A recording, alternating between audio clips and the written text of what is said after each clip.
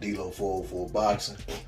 Alright, y'all. So, you know, we all know about the situation with Terence Crawford and his team, his legal team filing suit against Top Rank Bob Arum, you know, for money owed and other things of that nature.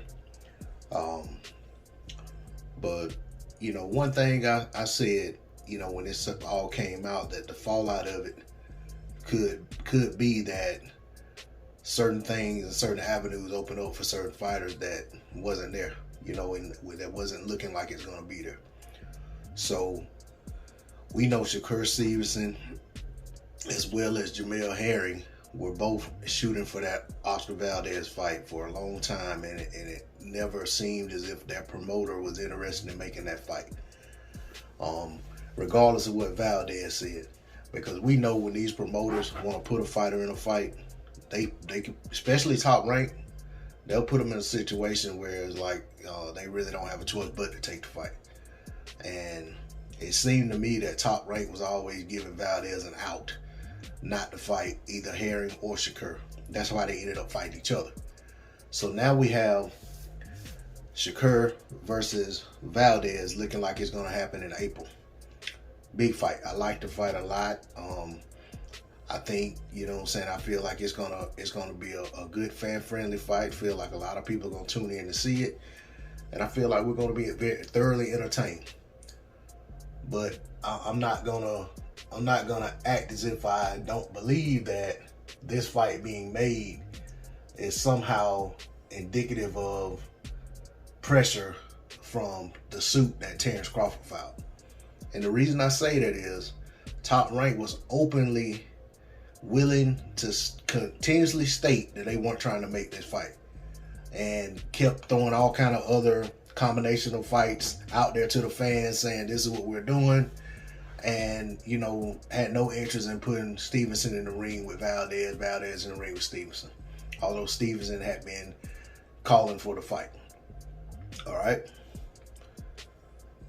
So the reason I say that the suit filed by Crawford may have a little bit to do with it, it's simple. You know, people can say what they want to say in terms of, you know, I do what I want to do. I don't care what's going on. If you listen to the 2 Chainz song about, you know, what he say, I'm going to be fresh as hell if the Fed's watching. People tend to move a little different when they know they're being watched, or when they know they're under surveillance, or when they know they're under scrutiny. So I feel like Top Rank can't continue to just do business as usual. Not with the scope that's on them right now. Because the reality is that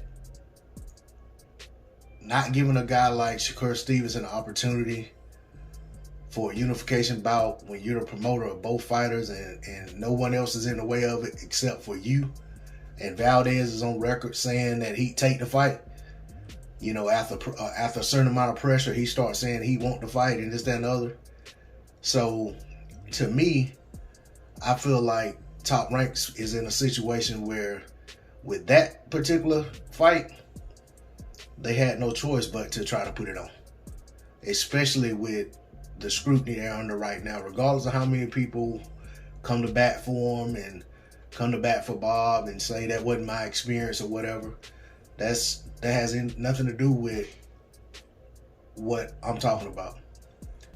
The reality is that when there's a certain amount of pressure on you and a certain amount of scrutiny, a certain amount of eyes, a certain amount of focus, you have to tread lightly. So continuing to deny Shakur Stevenson this opportunity, especially when Valdez is on record saying he'd take the fight, it wouldn't be a good look for Top Rank at the moment.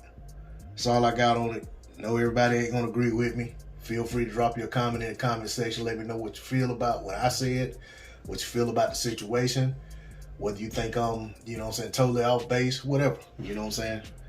But that's all I got on it. D-Lo 404 Boxing. Like, share, comment, subscribe. I'm out. Peace.